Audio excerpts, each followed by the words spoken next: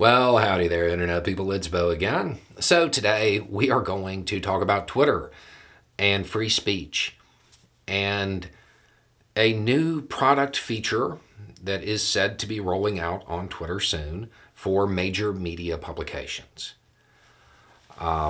It's been, I don't know, about 6 months since Musk began his rule over Twitter.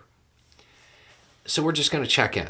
One of the things that many people were excited about when Musk took over is the fact that he's a free speech absolutist. And he was going to make sure that governments weren't censoring speech. People were really excited about this. So let's check in. By self-reported data, when it comes to surveillance and censorship requests from governments, Twitter has a 100% score of complying with them. By their own information, they fully complied with 808 requests, partially complied with 154, and then there's no information on 9 of them, bringing them to a total of 971, which was the total they said they got. Prior to Musk taking over, Twitter complied with about half of them.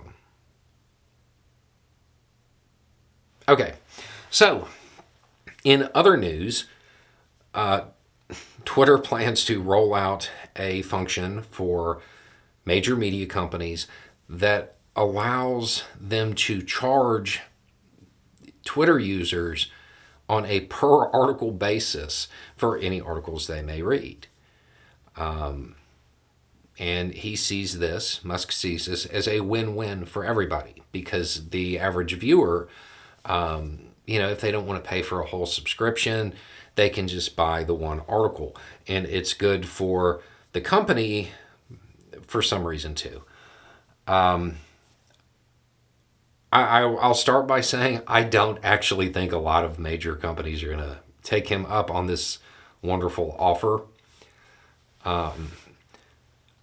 But I would point out that if this does take off, this is actually going to be really bad. One of the real issues that we have in the U.S. is media literacy and people being energized by a headline and not reading any more.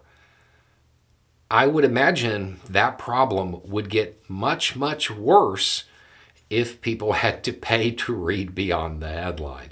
They already don't do it in a lot of cases, which is why you have stories that get out of control so quickly and people believe things that just aren't true.